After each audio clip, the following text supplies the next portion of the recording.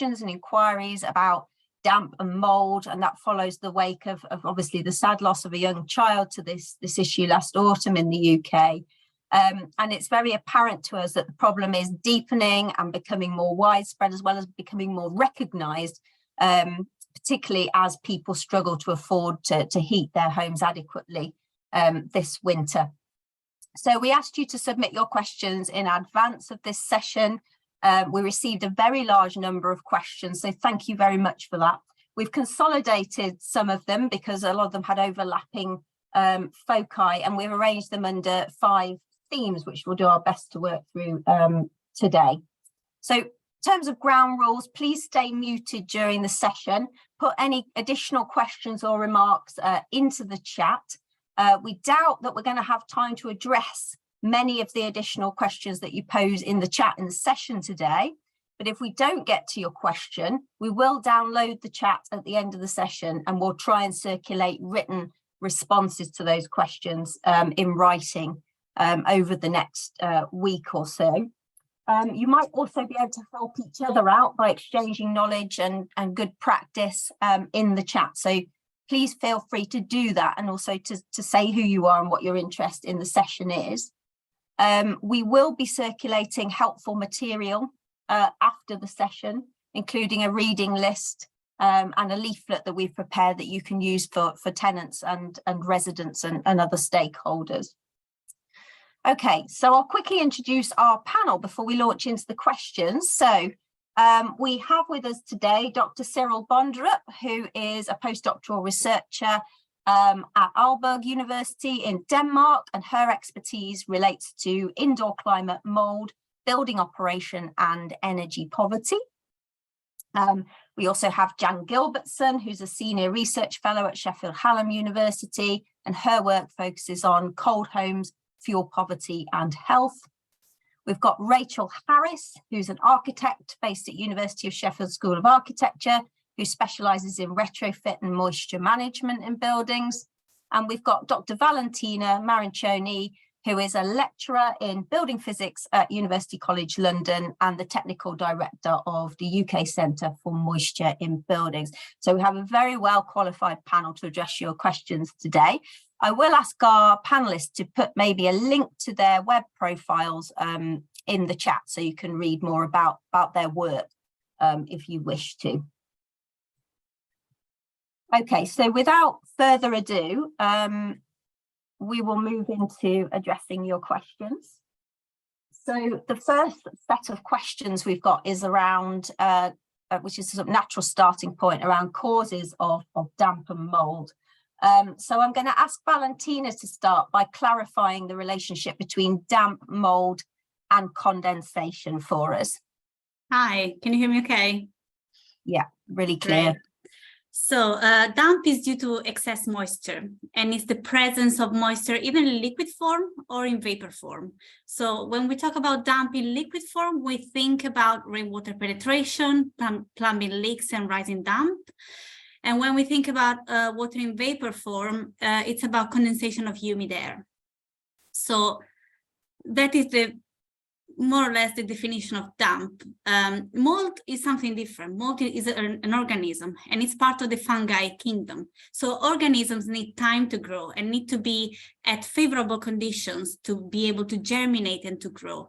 So therefore, if mold spores are available everywhere. So if mold is exposed to relatively high humidity, close to condensation, but not at condensation level, and temperature is good enough for mold to grow, we are thinking about temperatures between 5 and 35 degrees, then mold will start germinating and growing. And therefore, as you can see, mold grows at similar temperatures to the indoor temperatures. And if we have a colder room, we will have a quicker mold germination and growth compared to a warmer room. But of course, it's a balance between humidity and temperature. So it's a quite complicated relationship. Thank you very much, Valentina, for the concise answer. We're going to move on to Cyril now to talk a little bit about the most common causes of damp and mold, which follows on quite well from your answer. It does, because you could say the cause for mold is always damp. It is the damp conditions that allows for mold to grow. And then, as Valentina mentioned, the right temperature range and some sort of, we say, organic material that it feeds off. And that organic material can be everything from wallpaper and other finishings, paint, textiles, but it can also just be that thin layer of dust and grease that is in our homes. So our homes are very good places for mold to grow. They have some very favorable conditions. But when we talk about the causes of damp and mold, there are a lot of different things that can cause the kind of dampness that leads to mold growth. And often these causes are interrelated. It is often because there is some defect of the building that could be rising damp, it could be a leaky pipe or a rain gutter that has fallen down, but it can also be a lack of insulation, and especially if there are areas in the building where there is a particular lack of insulation, what we call thermal bridges. Windows, for example, are very often a thermal bridge because they are much colder than the surrounding wall, which leads the vapor in the air to condense on windows. The same will happen on very cold wall areas. Of course, it also matters what the people living in the building does. As you can guess, if you heat the building more, it will work against some of the thermal bridging.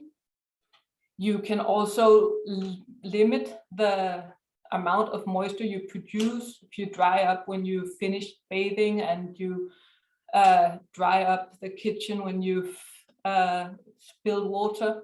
And ventilation is also a very, very central part. A lack of ventilation will mean that the humidity will stay in the building. It has no way of getting out, and that can lead to mold growth. So any combination of a building with weaknesses and less than optimal behavior has a really good chance of leading to dampness and mold growth. Thank you, Cyril. That's a really comprehensive answer.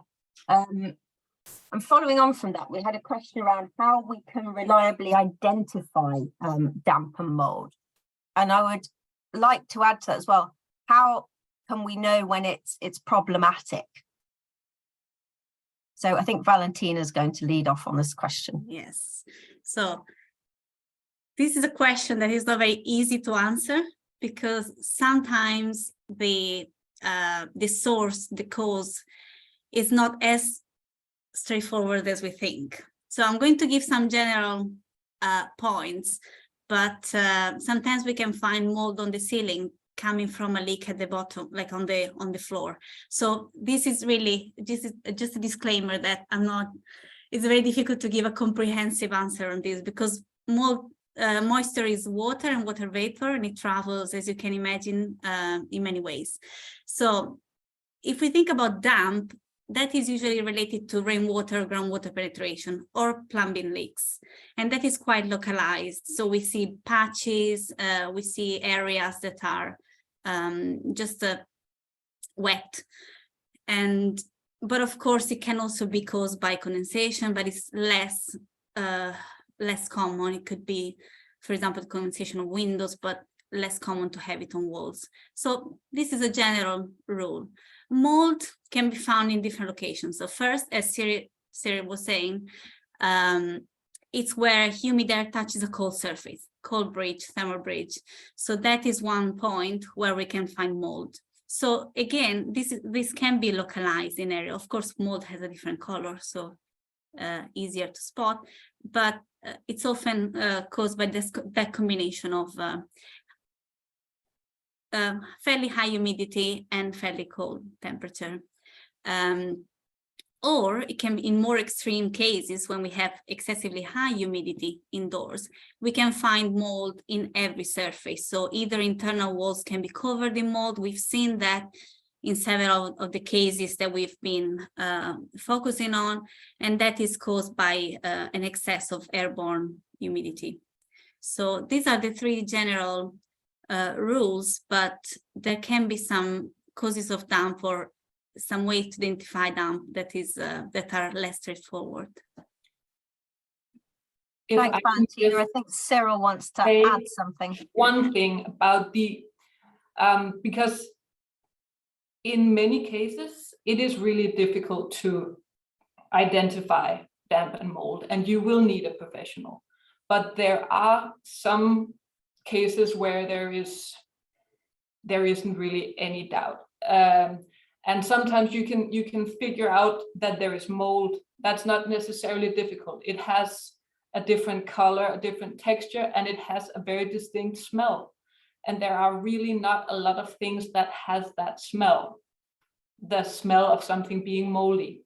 So if you have that smell, there is quite likely mold somewhere in the area. But of course, identifying why there is damp will often require a professional with the right tools, the right measurement tools, and the right experience. And it is not easy finding the source, as Valentina explained. Yeah, and also as you're mentioning, there are different species of mold. So some species of mold grow at very favorable, like a lower relative humidities. Other species grow at higher relative humidity, so they might have different smells and grow in different locations. So it's quite complex, and you need professionals. And different colors. Different colors.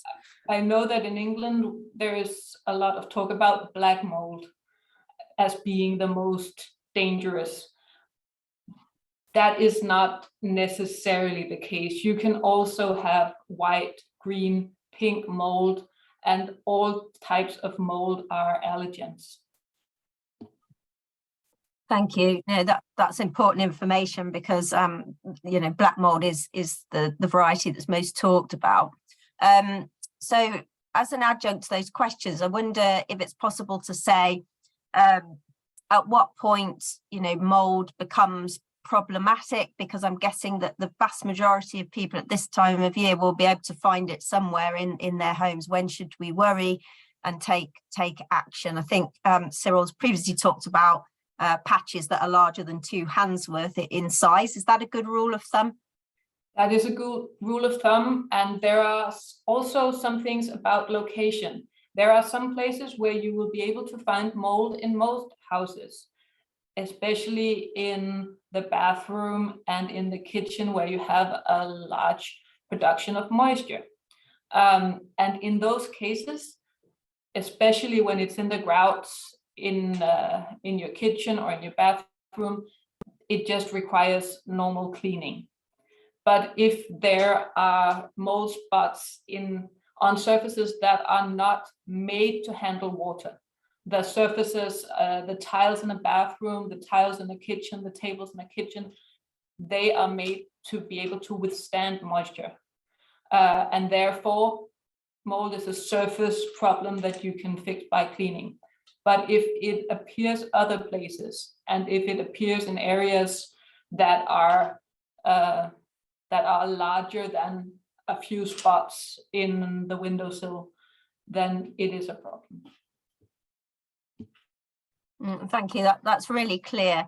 And I actually wonder if Beth Harrison might be able to put a photo in the chat that we were supplied with by a resident actually in Sheffield of black mold growing in a bed, which is a great example of somewhere it absolutely shouldn't be.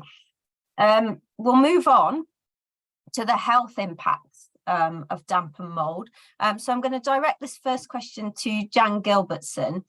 So Jan, could you tell us about the main short and longer term consequences for health of living with damp and mold, particularly for vulnerable groups? Yeah, I can do that. Hello, everyone. I think I'd first like to start by saying that mold isn't good for anyone. And we know that groups that are most at risk are babies and children, but there are other groups too. So elderly people, people who are pregnant, people that might have sensitivities to allergens. So they might be people with eczema, respiratory problems, conditions like asthma, and also people that have weakened immune systems are particularly vulnerable. So people that might be receiving chemotherapy, have cancer, that sort of thing. I also wanted to talk a little bit about the symptoms. Symptoms often include trouble breathing, having a tight chest, wheezing, coughing. People can get itchy eyes, sore throats, sneezing. They can have skin irritation reactions, and people that have asthma often get more frequent asthma attacks and more severe asthma attacks as well. So what we know about mold is that there is a dose-response relationship. So things like the amount of mold, the proximity of mold, the length of exposure are going to affect how likely it is that people will get sick, and also how sick people will get. And personal sensitivity may also affect people. And some people can react straight away if they're exposed to mold just one time. Some people don't react at all, but everybody, even people that don't have allergies, can build up sensitivities if they're exposed for long enough. So I think that's one thing you should bear in mind when looking at the short and long-term impacts of mold. What generally happens over time is symptoms become more severe, they become chronic. So those symptoms I described earlier, the runny eyes, the rhinitis, the wheezing, all become more chronic with repeated exposure to mold. And if people, and particularly children, are exposed for long enough, it can cause asthma. And I think that's the other thing that people need to take away from this.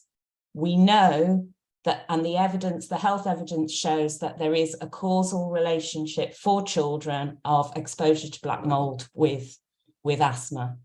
There's lots of studies showing that a dose-response relationship for hospitalizations, for acute respiratory infections for the under twos. There's some work in New Zealand. So I think that causal, although people know there's an association with asthma, and that tends to be the case with adults, with children, if they are exposed for long enough, it can cause asthma. Also, I think it's probably worth talking about depression and mental health and the association of damp and mold with depression. I think generally the evidence suggests there's an association.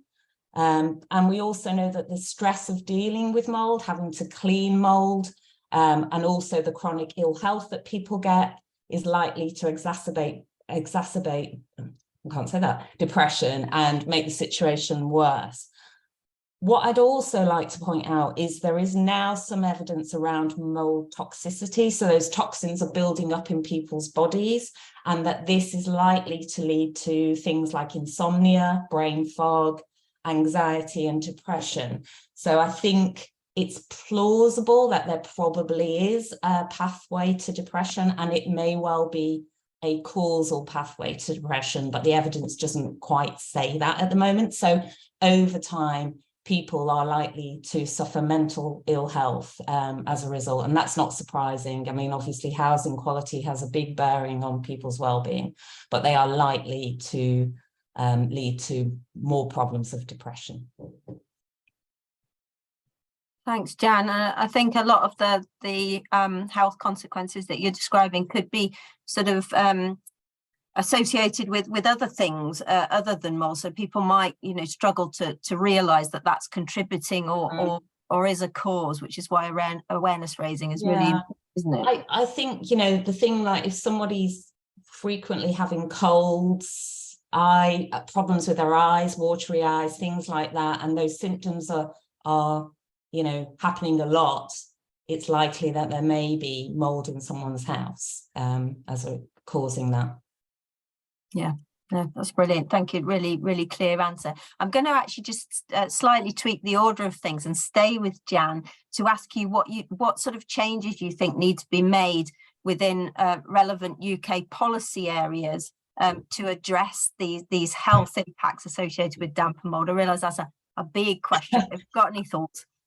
Thanks for that question, Amy. I'm not sure I'm going to be able to answer that, but I mean, I guess what I'd start with is, you know, currently a lot of problems are being created or exacerbated by fuel poverty. So I think, you know, cheaper energy bills, social tariff might go some way of solving or helping, not solving the current situation.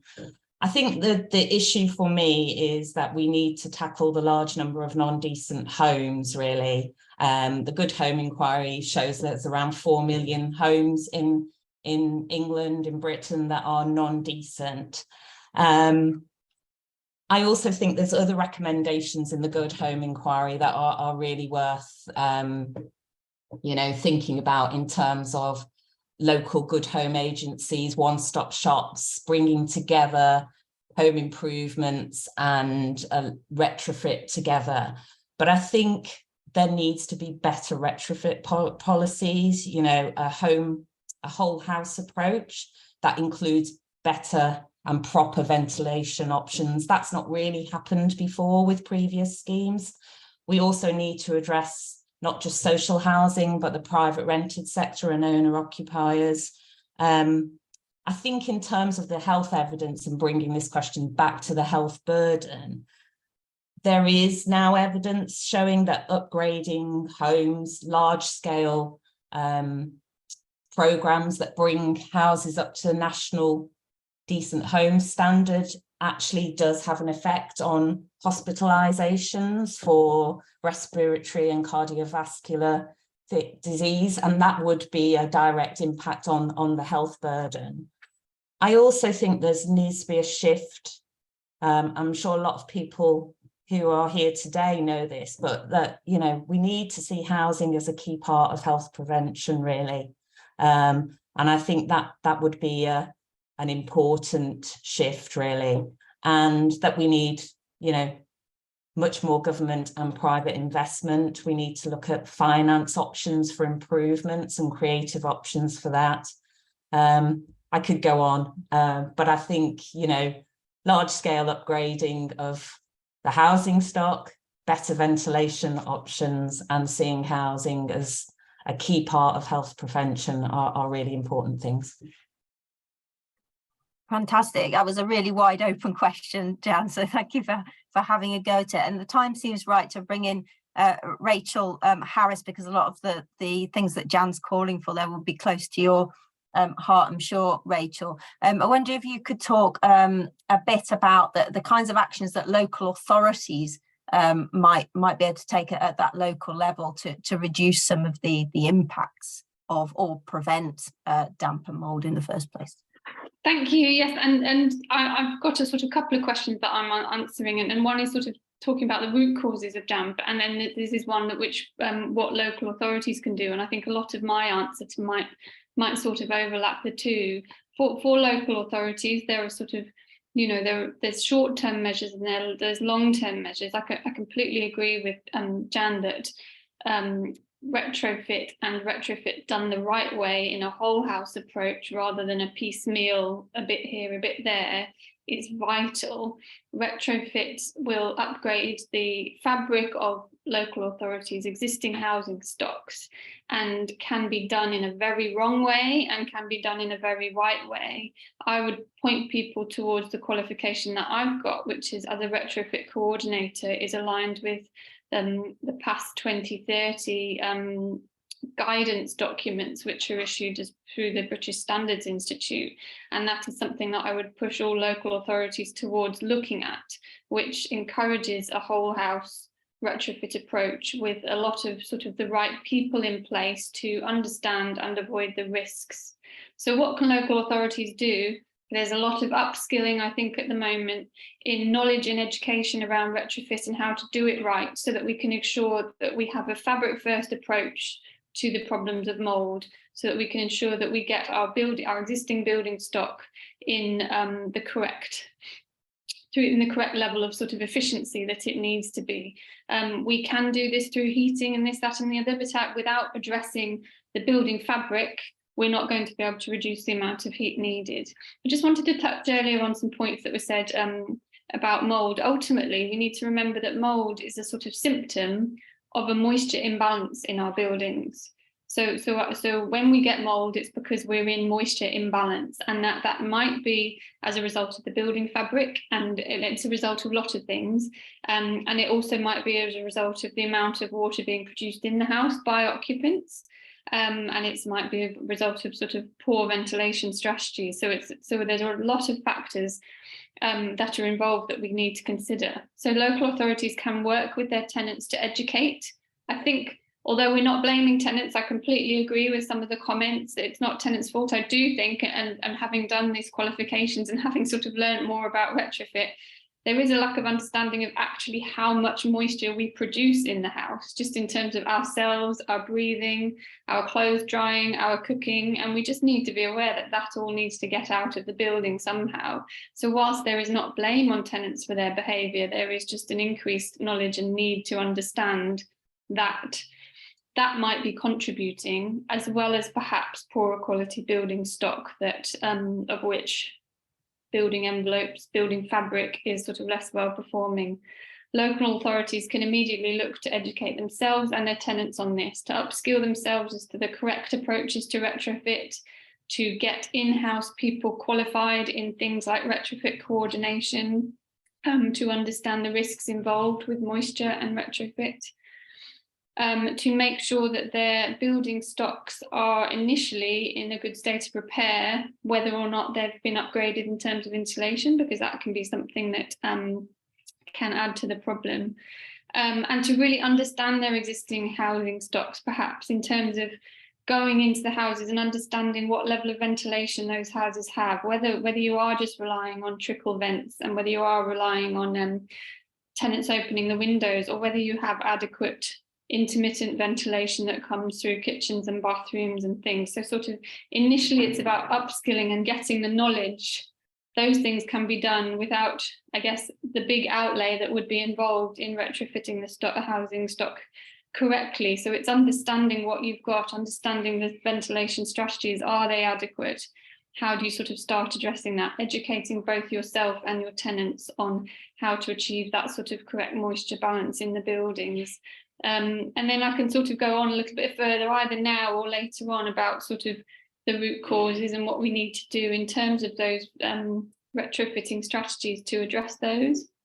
I don't mind if you want to leave that a little bit. Yes, let's come back to that, if that's okay, Rachel.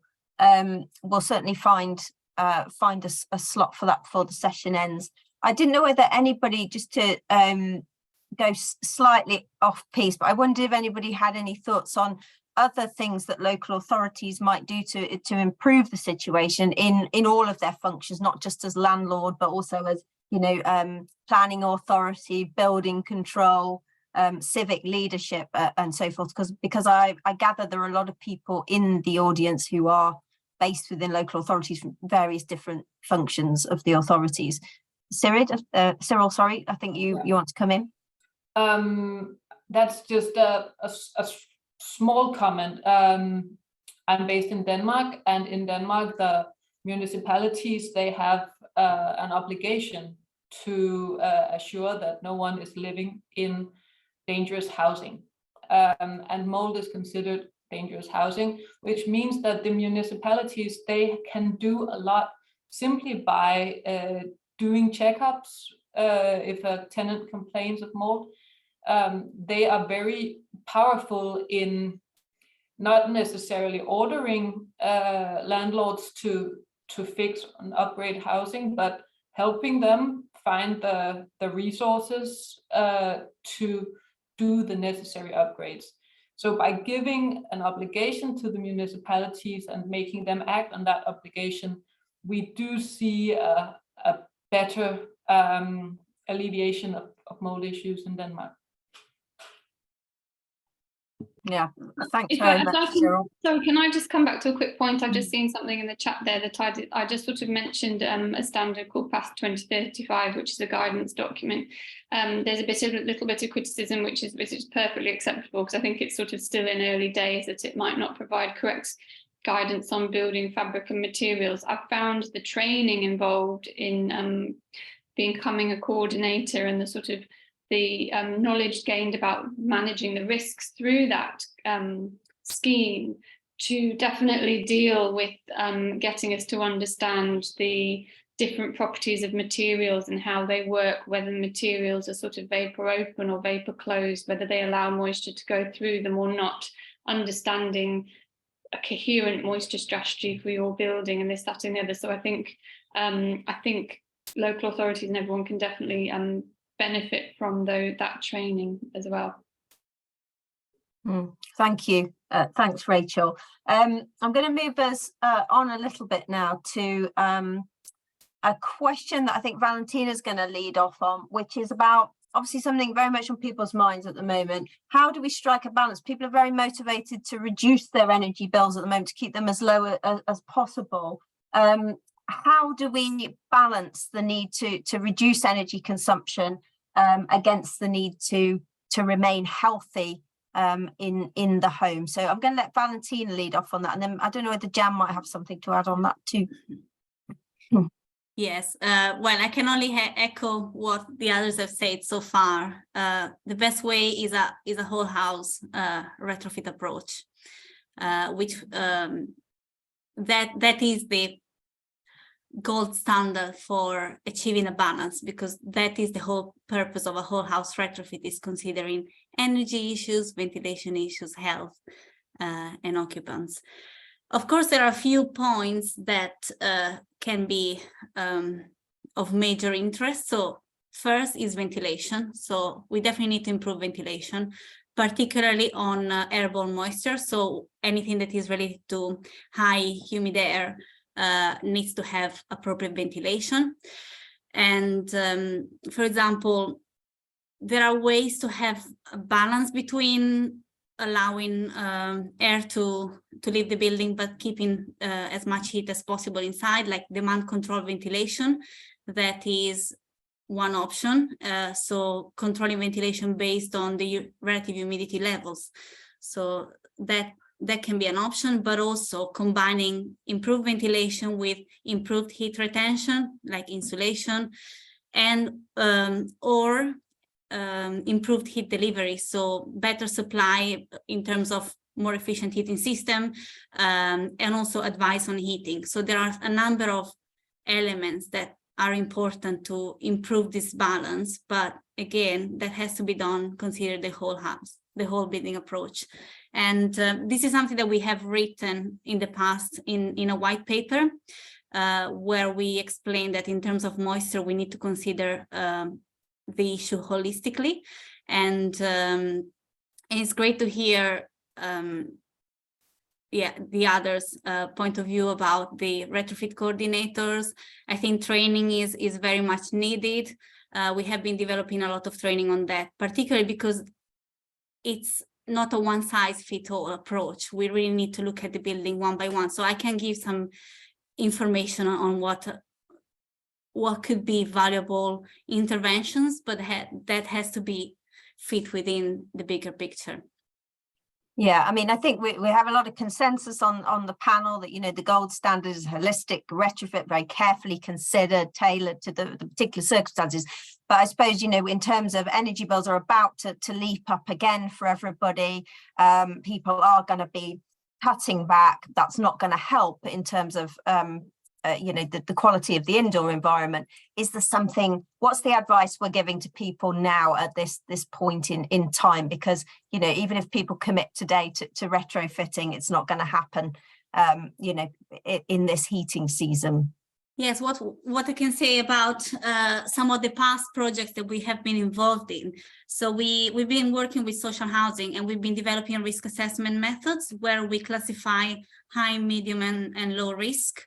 So we advise to treat a high-risk property with a more holistic approach. So a series of interventions that look at fabric, look at ventilation, and look at heating, mid-risk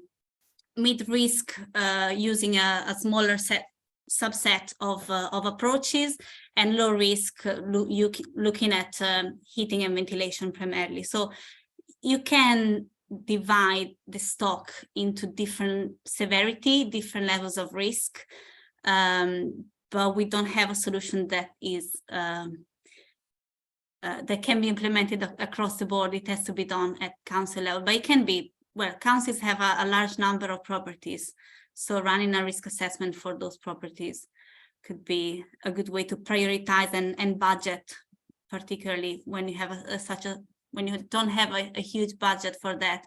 That's probably a good way to prioritize within the budget. Yes, and they can lead by example as well in relation to their own stock. I wondered if, Jan, you just had any quick advice, you know, thinking as if you were advising a household right now on, you know, striking a balance between keeping energy costs down and staying healthy, what might you say?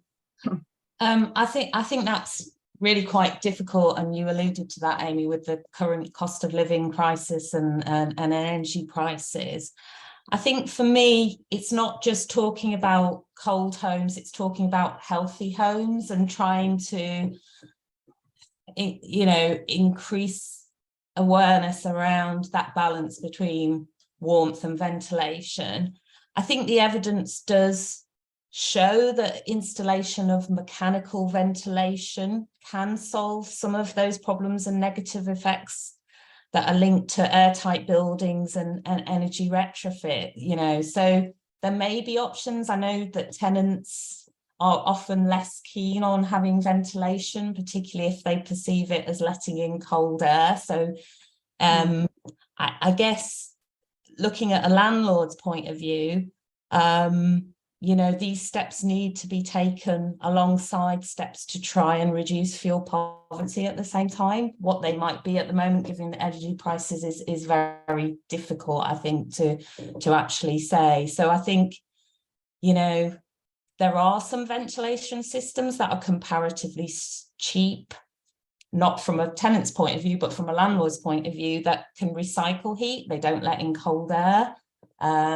They might be more palatable to tenants, but obviously concerns about costs of mechanical ventilation need to be allayed, you know, and there needs to be proper dialogue with tenants about what the balance is to, you know, that you're trying to achieve to reduce the risk of mould and keep adequately warm if possible.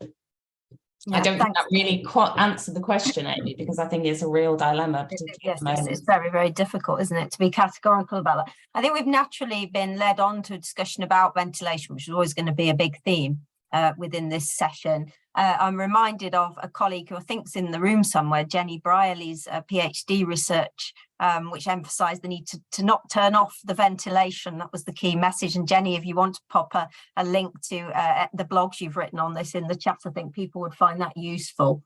So one of the questions that was submitted was, how do we persuade people to keep ventilating their home, whether that's using the mechanical ventilation or manually, you know, opening windows for short blasts, when obviously, as Jan says, they're going to want to minimise additional costs, drafts, and try and retain heat. So I think Cyril's going to answer this question. Yes, and I would actually, it's sort of a follow-up to some of the things Rachel said, which is about the landlord, whether it be a private landlord or housing association or a council, that they have to know their buildings really well, because persuading occupants to keep ventilating their homes, you can only do that if you are sure that you are supplying the means to ventilate properly and in a way that is energy efficient.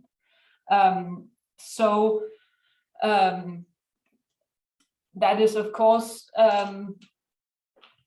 using trickle vents that do not that have an insulating layer. There are heat retention trickle vents that minimizes drafts, to make sure that there are exhausts in kitchens and in bathrooms that are functional, that are energy efficient, that are not noisy, that are controlled in smart ways. It's very much smarter to have a ventilator that is controlled by a moisture sensor, so it doesn't stop ventilating until it has ventilated all the moisture away. And it's a very good idea not to have the ventilation on the same contact as the light, because people tend to want to turn off the lights when they leave a room, even though it's still humid.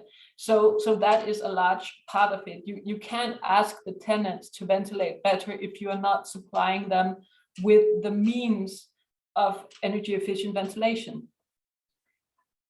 Besides that, there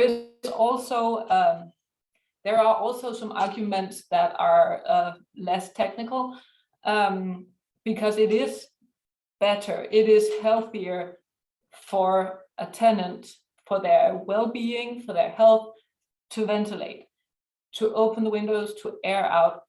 And if you use short bursts of airing out with a thorough draft, then you will also get new fresh air in that is easier and cheaper to heat, because the less humidity there is in the air, the cheaper it is to heat that air to a comfortable temperature.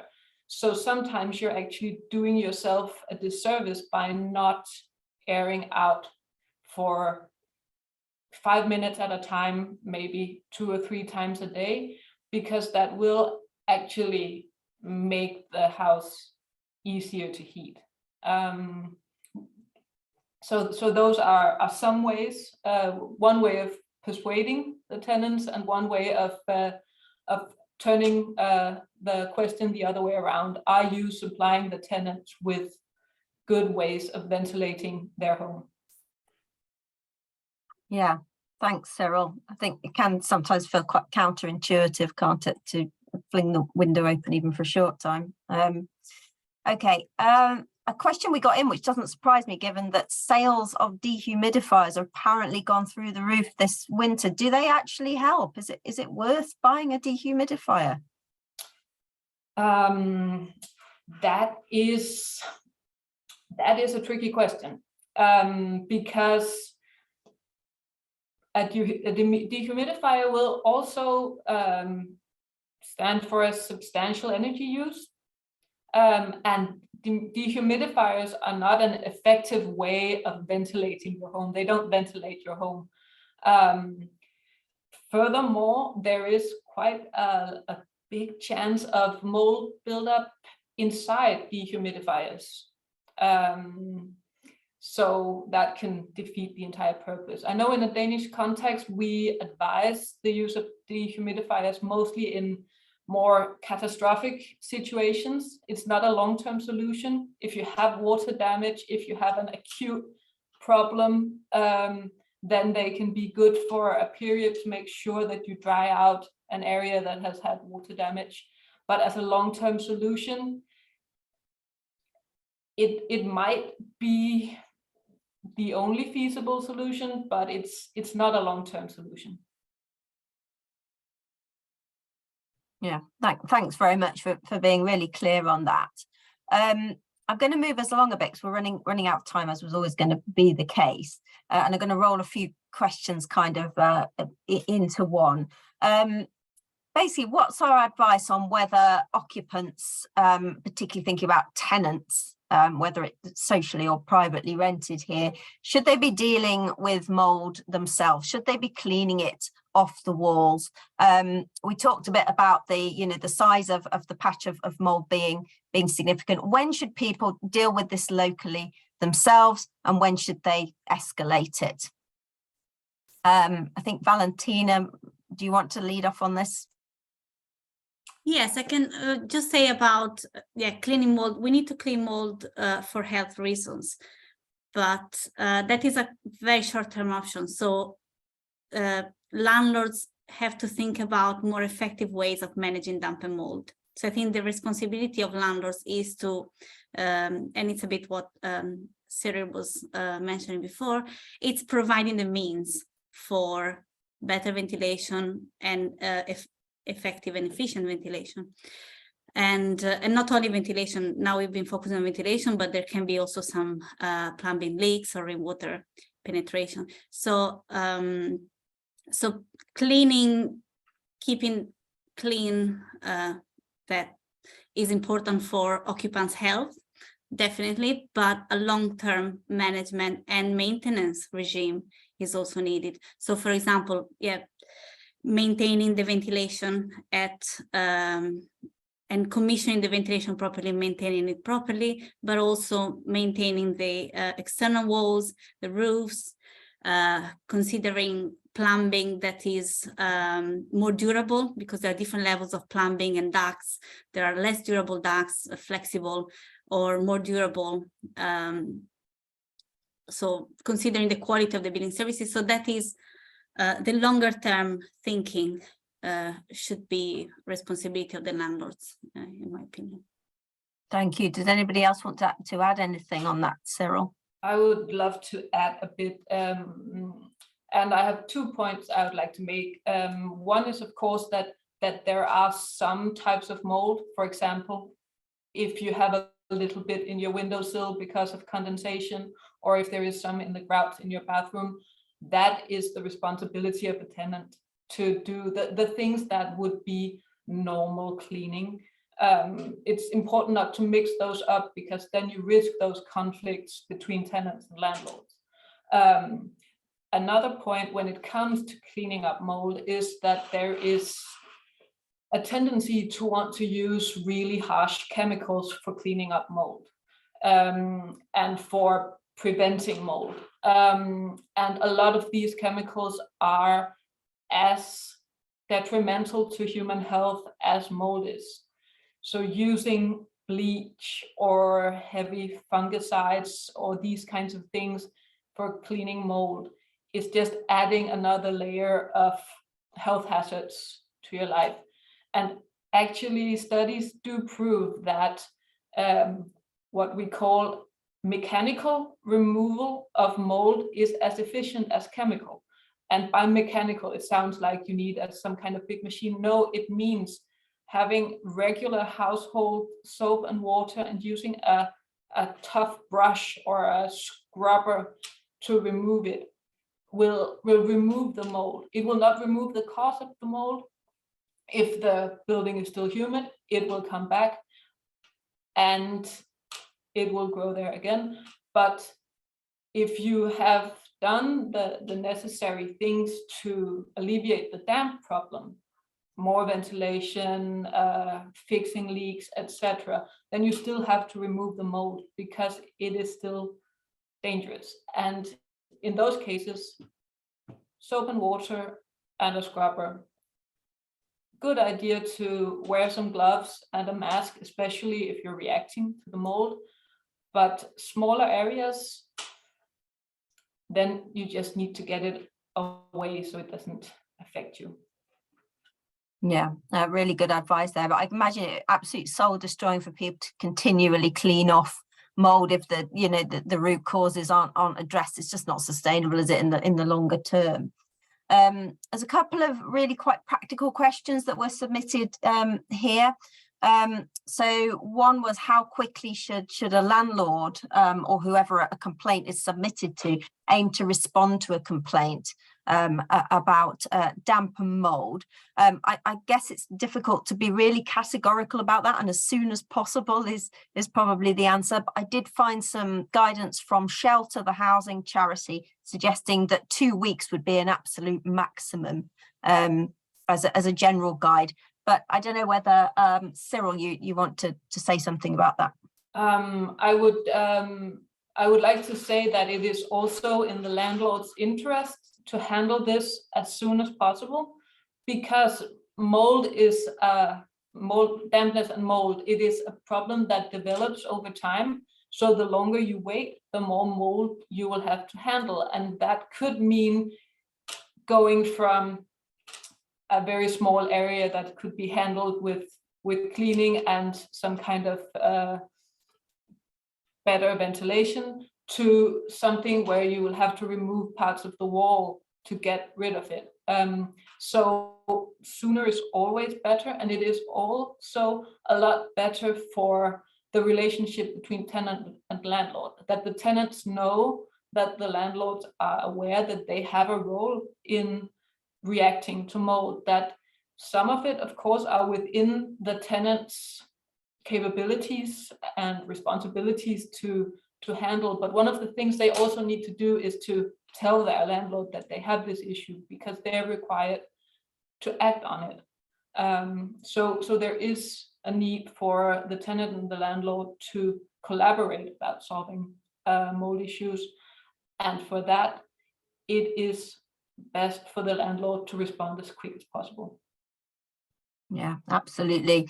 And a closely related question, which I think is a really important one, which is, what can people do if they're not getting the response they need from their landlords? We have actually produced a leaflet between us about what to do if you've got mold or suspect you've got mold in your home. And one of the pieces of advice in there is to keep a record of all your correspondence. And if you're not getting anywhere, to go to your local private sector housing standards team within the local authority or the environmental health service. But have we got any other advice there? I think Jan, you had some thoughts.